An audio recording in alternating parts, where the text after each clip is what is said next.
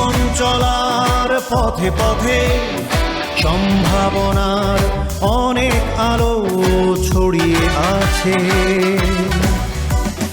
দেব না তো আর অন্যদিকে মন, যুবদের প্রয়োজনে পাশে আছি হয়ে আপনজন। হৃদয়ে আর শুধুই বাজে কর্মই জীবন, হৃদয়ে আর শুধুই বাজে কর্মই জীবন।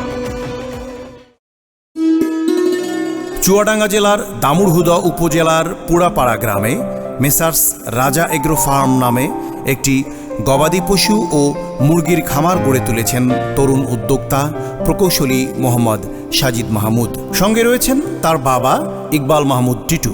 যুব উন্নয়ন অধিদপ্তর থেকে প্রশিক্ষণ নেয়া সাজিদ মাহমুদের এই খামারের বায়োসিকিউরিটি বা জৈব নিরাপত্তা বিধানে নেওয়া হয়েছে বিশেষ ব্যবস্থা। খামারের ফটকে পানিতে জীবাণুনাশক পটাশিয়াম পারম্যাঙ্গানেট মিশিয়ে রাখা হয়েছে। জুতা বা স্যান্ডেল এই পানিতে ভিজিয়ে তবেই খামারের ভেতরে প্রবেশ করতে হয়।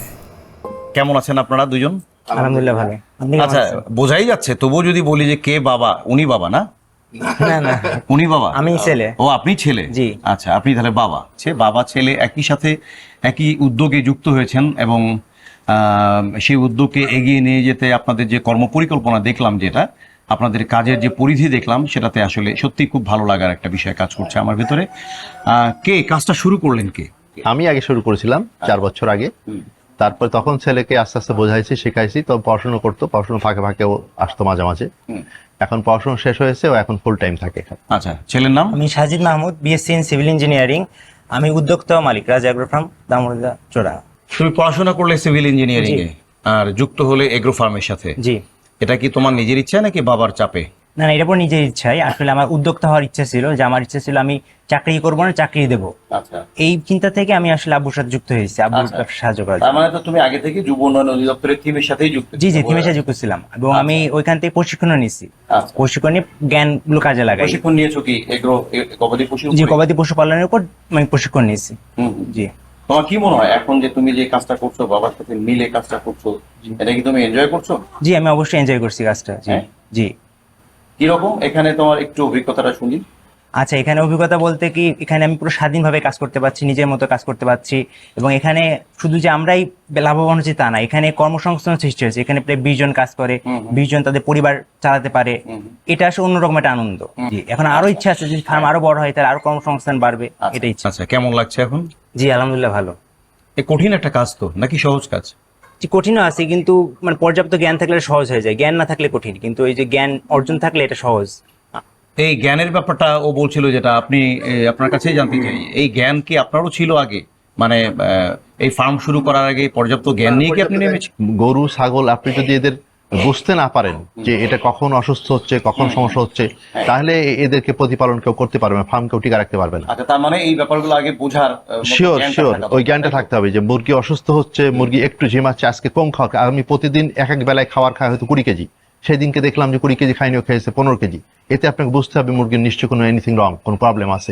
এই জ্ঞান যার থাকবে না, খাইনি না খাই না খাক, তার ফার্ম কখন ডেভেলপ হবে? আচ্ছা, এটা শুরু করেছিলেন কতগুলো মুরগি দিয়ে? আসলে প্রথম শুরু করেছিলাম 1000। 1000 মুরগি থেকে 4 বছরের মধ্যেই 10,000 হয়ে গেল। সোনালী মুরগিগুলো আপনারা পাইকারি কিভাবে, কতটুকু?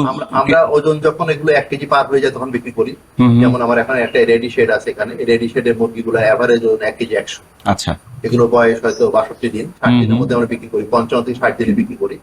তো এইটা বাজারে একটু দাম পড়ে গিয়েছে বলে এটা এখন বিক্রি হয়নি, তো হয়ে যাবে সেখানে। আচ্ছা, আর ব্রয়লার মুরগির ক্ষেত্রে? ব্রয়লার মুরগির ক্ষেত্রে আমরা যখন ওজনের এভারেজ 2 কেজি 300 হয় তখন আমরা বিক্রি করি, এবং এটার রেট আলহামদুলিল্লাহ ভালো ছিল। আমরা আগের চালানটা বিক্রি করছিলাম 200 টাকা কেজি পাইকারি দামে, আর গত চালানটা বিক্রি করছি 170 টাকা। আচ্ছা, এবার তুমি আমাকে বলো, গরুগুলোর কি অবস্থা? গরু মোটা তাজাকরণ প্রক্রিয়া এখানে চলছে, তাই না? জি জি জি। এটা কিভাবে কি করা হয়?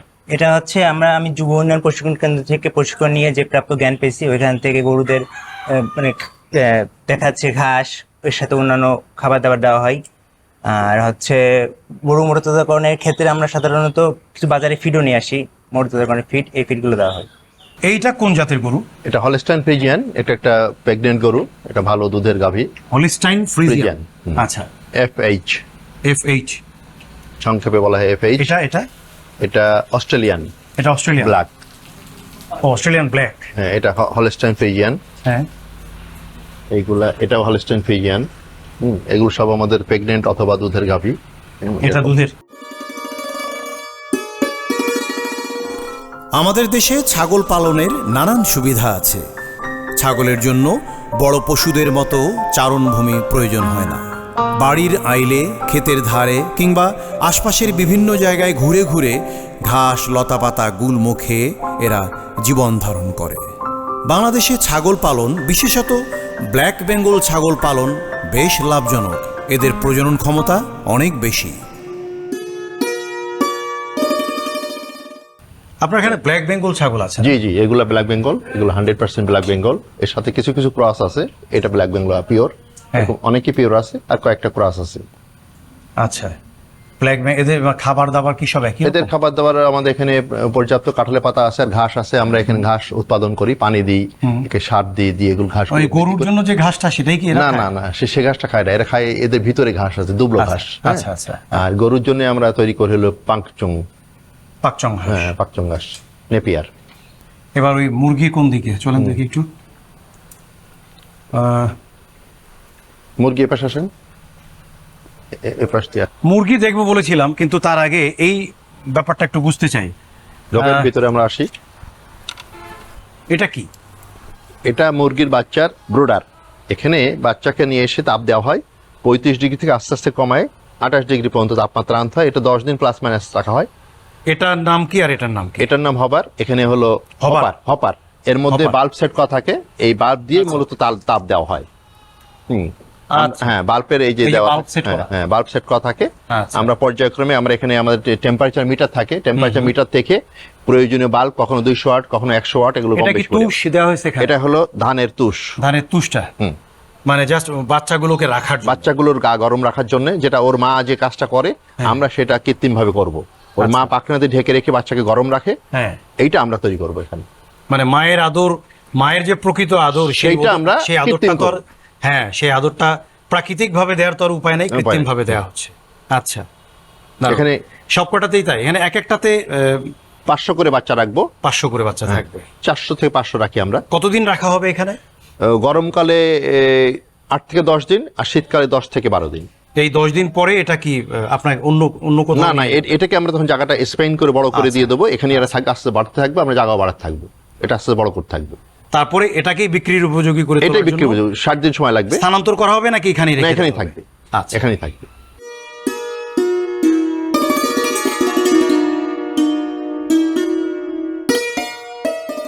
কি দারুণ দারুণ দারুণ। আয় আয় আয় আয়। এই বাচ্চাগুলো কতদিন বয়সের? এগুলো বয়স 24 দিন। আচ্ছা, এইগুলো মাংসের জন্য তৈরি হয়। আমরা 55 থেকে 60 দিন পর্যন্ত সর্বোচ্চ রাখি। আমরা 50 দিন থেকে হয়তো বিক্রি আরম্ভ করি 800 গ্রাম হলে রোস্টের হ্যাঁ, জন্য। হ্যাঁ। তারপরে থেকে এগুলো যখন 1 কেজি হয়ে যায়, সেটা হ্যাঁ। আমাদের সর্বোচ্চ সাইজ। হ্যাঁ। এই সাইজে আমরা বিক্রি করে দিই। এগুলো আমাদের বাজারের প্রোটিনের চাহিদা, মাংসের চাহিদা পূরণ করে। এটা আমরা এখানে বিক্রি করি। এই দৃশ্যটাই তো অসাধারণ। আরে এগুলো- দারুণ। এগুলো খুব চঞ্চল প্রকৃতির। আয় আয় আয় আয় আয়। সে তুমি যখন বাইরে যাবে, মুখ বেরিয়ে যাবে। বাবা,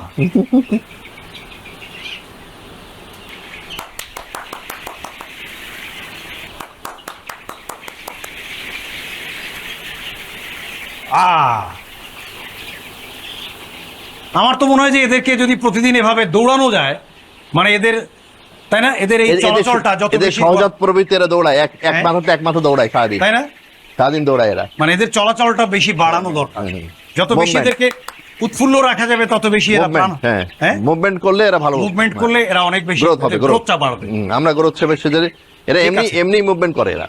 বাহ, খুব ভালো লাগলো। চলেন এবার বড় মুরগিগুলাকে দেখে আসি, সোনালী চলেন, মুরগি। চলেন, না, যাবো বড় মুরগি। ওকে। চলো।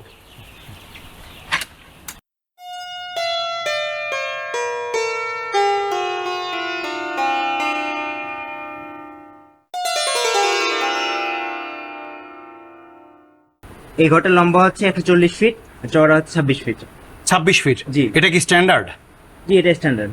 আচ্ছা, এটা কোন মুখে আছে এটা? পূর্ব পশ্চিম মুখে। মানে একটা মুরগির এই ঘরের জন্য এটা কি আদর্শ? হ্যাঁ, আদর্শ দিক। জি, আদর্শ দিক, পূর্ব পশ্চিমা বাঞ্ছনীয়। কারণটা যদি একটু জানি। রৌদ্রের প্রভাবটা উত্তর দক্ষিণ হলে এটা পড়ে না, এটা পূব দিকে সূর্য ওঠে, পশ্চিম চলে যায়, এতে সরাসরি ডিরেক্টলি ঘরের মধ্যে রোদ লাগে না, এতে সহজ হয়। আর আচ্ছা, আমি একটু- বাতাস বয় উত্তর দক্ষিণে, এই জন্য এটা খুব সহজ। একটু দেখি আগে, আমি একটু খাবার, এই মুরগিগুলোর খাবারের ব্যবস্থাপনাটা একটু আমি জানতে চাই। এই যে আমরা খাওয়ার ব্যবস্থাপনাটা, আমরা সুষম খাদ্য কিনে ব্যবহার করি, এটা সিপি কোম্পানির থেকে না। হ্যাঁ, সিপি কোম্পানির আচ্ছা, গ্রোয়ার হুম। খাদ্য। এই খাদ্য আমরা আসলে বাংলাদেশে অধিকাংশ খামারই আমরা রেডিমেড খাদ্য কিনি, এটা কোম্পানি এর দায়িত্ব নেয়, মানে ওরা বানায়, আমরা সেগুলো খাওয়াই। সিপি কোম্পানি, অনেক কোম্পানি আছে এরকম। এই খাবারটার মূল উপাদান কি? মূল উপাদান হলো ভুট্টা। ভুট্টা।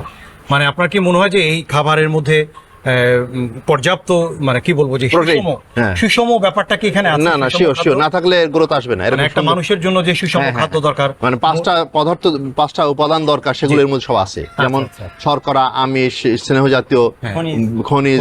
লবণ, এগুলো সব এর মধ্যে আছে, এবং এটাই সুষম খাদ্য।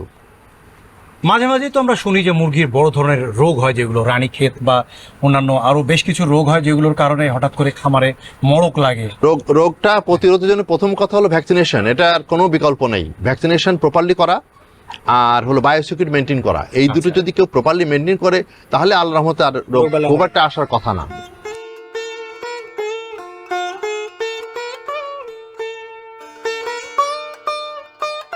মুরগির হলো এই যে পর্দা ব্যবস্থাপনা একটা ব্যাপার আছে, যেটা হলো কোনটা? এই যে পর্দা, বাইরে একটা পর্দা দেওয়া হয়। বাইরে।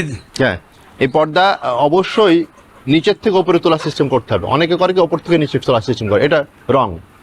কারণ হলো অ্যামোনিয়া গ্যাস সবসময় নিচ দিয়ে পাস করে না, এটা উপরে চলে যায়, হালকা বাতাস থেকে হালকা অ্যামোনিয়া গ্যাসটা উপরে আসে, যাতে উপর থেকে বেরোয় যায়। এই জন্য পর্দাটা আমরা এমনভাবে সেট করি যে আমরা নিচ থেকে উপরে তুলতে হবে।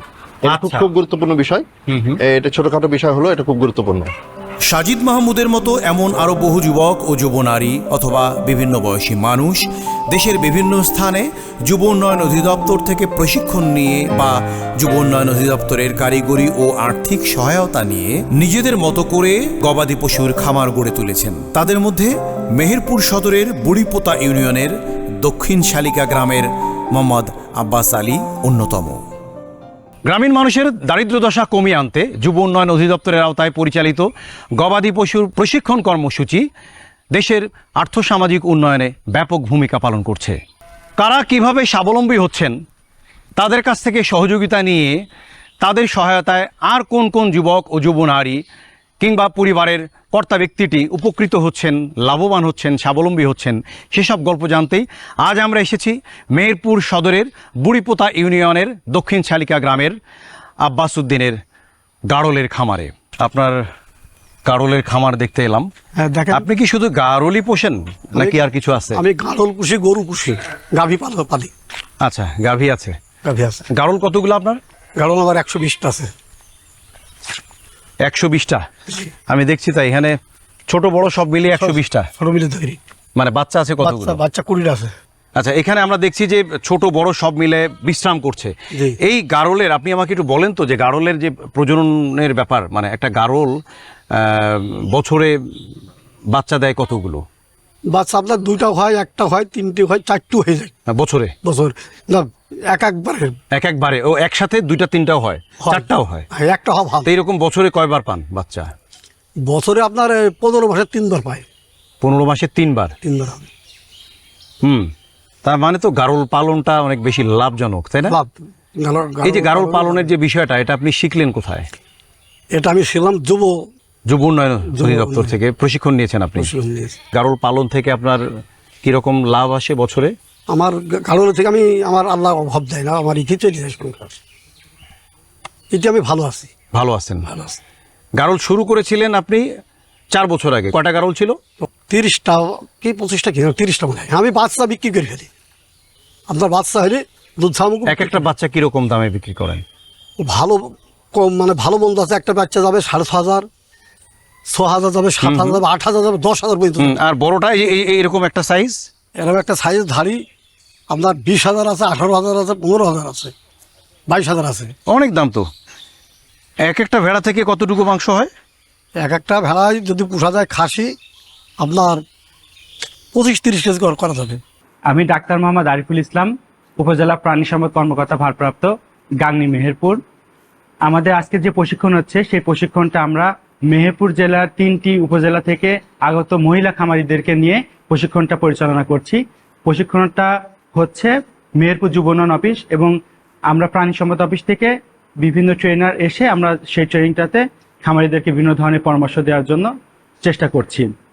আমরা এই ট্রেনিংয়ে মূলত গরু মোটা তাজাকরণ সম্পর্কে ক্লাস নিচ্ছি। এছাড়াও আমরা গবাদি পশুর বিভিন্ন ধরনের যে রোগ ব্যাধি আছে সে সম্পর্কে আমরা বলার চেষ্টা করছি। আমাদের খামারিদেরকে স্বাবলম্বী করার জন্য বা তাদেরকে আর্থিকভাবে সচ্ছল করার জন্য যুব উন্নয়নের প্রচেষ্টা এবং আমাদের প্রাণী সম্পদের প্রচেষ্টা মিলে এই ট্রেনিংটা আমরা করছি। ট্রেনিংয়ে মূলত আমরা যে গবাদি পশু বিভিন্ন ধরনের জাত আছে সেগুলো সম্পর্কে বলছি, তাদের বাসস্থান, তাদের খাবার, তাদের রোগ ব্যাধি, তাদের টিকা এবং তাদের যে বিভিন্ন ধরনের কৃমিনাশক আছে সেগুলো সম্পর্কে বলছি। এই প্রশিক্ষণে গরু পালন, গরু মোটা তাজাকরণ প্রকল্পে আমি এখানে ট্রেনিং নিয়েছি। 7 দিনে আমি যেটা বুঝতে পারলাম সেটা হচ্ছে যে গরু কিভাবে মোটা তাজাকরণ করতে হবে, গরুকে কিভাবে খাবার দিতে হবে। আসসালামু আলাইকুম, আমি মোচাম্মদ সুমি খাতুন, আমি গাংনী উপজেলা থেকে আসছি। এখানে যুব উন্নয়ন কর্তৃক আয়োজিত একটি প্রশিক্ষণে গরু মোটা তাজাকরণ, আমি এই গরু মোটা তাজাকরণ থেকে শিখতে পেলাম যে গরু মোটা তাজাকরণ কি, গরু মোটা তাজাকরণের জন্য কি জাতীয় গরু কিনতে হবে, কিভাবে ওদের খাবার দিতে হবে, এসব সব শিখতে পারলাম। আমি শিখে আমার বাড়ি আমি গরু মোটা তাজাকরণ গরু কিনে আমি গরু পুষবো। গরু পুষে আমি আমার নিজে আমি স্বাবলম্বী হব এবং আমার সংসারকে, পরিবারকে অর্থ সহায়তা দিয়ে স্বাবলম্বী করব। যুব উন্নয়ন প্রশিক্ষণ কেন্দ্র থেকে আমি মেরিন বলছি। এই 7 দিন এই প্রশিক্ষণটা করে আমার খুব ভালো লাগলো। এখানে আমার গরু আছে, গরু পালি, এটা শেখার জন্য আমি এখানে এসেছি এবং এখানে এসে আমি গরুর বিভিন্ন রকম জিনিস জেনেছি। তার ভিতরে 5টা টিকা গরুর জন্য খুবই দরকারি। সেটা হচ্ছে অ্যানথ্রাক্স বা তরকা, বাদলা, গলা ফোলা, খুরা রোগ এবং পক্স। এগুলোর টিকা আমরা নেব এবং গরুকে কিভাবে সুস্থ রাখবো এবং গরু পালি আমরা কিভাবে স্বাবলম্বী হতে পারবো এবং এটা দিয়ে আমাদের জৈব সারের অভাব পূরণ হবে এবং তার পাশাপাশি আমরা বায়োগ্যাস ব্যবহার করে আমাদের জ্বালানি কাজে ব্যবহার করব এবং গরু বিক্রয় করে আমরা প্রতি বছর অনেক মূলধন পাবো। এই আশায় আমরা গরু প্রতি বছর পালি এবং এবার আশা করি এই প্রশিক্ষণটা নিয়ে এবার ভালোভাবে গরুটা পুষতে পারবো। এর আগে হয়তো এভাবে জানতাম না, এখানে এসে এগুলো জানলাম যে কিভাবে গরু ভিটামিন, মিনারেল এবং কৃমিনাশক, আমরা কৃমিনাশক ব্যবহার করি গ্রামের ডাক্তার দিই, সেখানে আমরা এইভাবে বুঝে নিই যে কৃমিনাশক মানে দেওয়ার পরে সেখানে হেপাটোলিন বা লিভার টনিক বা জিঙ্ক ব্যবহার করতে হয়, এটা আমরা জানিনি। আন্দাজে আমরা ব্যবহার করতাম, এখানে জানি আমরা মানে গরু পোষার জন্য খুব উপকারী হবে আশায় ব্যক্ত করছি আমি যে এভাবে যদি আমরা গ্রামের প্রত্যেকটা মানুষকে এখানে নিয়ে এসে প্রশিক্ষণটা নিতে পারি তাহলে আমাদের গরু পোষার জন্য খুবই মানে ভালো হবে। আমি মোহাম্মদ রকিবউদ্দিন, উপজেলা যুব উন্নয়ন অফিসার। আমাদের জেলা অফিসে বিভিন্ন ট্রেডের প্রশিক্ষণ হয়, সেই প্রশিক্ষণগুলো 1 মাস থেকে 3 মাস 6 মাস ব্যাপী হয়। অনেক প্রশিক্ষণার্থী যাদের সম্ভব হয় না জেলায় যাওয়া, তাদের আমরা উপজেলা পর্যায়ে গ্রাম ভিত্তিক 7 দিনের একটা প্রশিক্ষণের ব্যবস্থা করি। সেই 7 দিনের প্রশিক্ষণের মাধ্যমে আমরা তাদের গাড়ল, ভেড়া এবং গবাদি পশু পালনের পূর্ণ সহযোগিতা দিয়ে থাকি। আমাদের এই উপজেলায় এই অর্থ বছরে 420 জন বেকার যুবদের আমরা প্রশিক্ষণের ব্যবস্থা করেছি। আমি এস.এম. ওবায়দুল বাশার, সহকারী পরিচালক, যুব উন্নয়ন অধিদপ্তর, মেহেরপুর। গবাদি পশু, বায়োগ্যাস প্ল্যান্ট এবং মৎস্য চাষ এগুলা অনেক চাহিদা এখানে। আমরা লক্ষ্য করেছি যে প্রশিক্ষণ নিয়ে আমাদের যে প্রশিক্ষণার্থীরা তারা অত্যন্ত স্বতঃস্ফূর্তভাবে, যদি আর্থিক কোনো অসুবিধা থাকে আমাদের কাছ থেকে উপজেলা পর্যায় থেকে লোন নিয়ে তারা অনেক লাভবান হয়েছে। গাড়লের উপরে বেশি প্রশিক্ষণ, তারপরে আপনার গবাদি পশুর উপরে বেশি প্রশিক্ষণ দিয়ে এবং তারা সুন্দর মতো প্রশিক্ষণ নিয়ে থাকে এখান থেকে। যুব উন্নয়ন অধিদপ্তর থেকে বিভিন্ন বিষয়ে প্রশিক্ষণ নেওয়া যুবক ও যুব নারীর তালিকা দীর্ঘ হচ্ছে। এই তালিকা দীর্ঘ থেকে দীর্ঘতর হওয়া মানেই হচ্ছে যুব উন্নয়ন অধিদপ্তরের সাফল্য বিস্তৃত হচ্ছে। শুধুই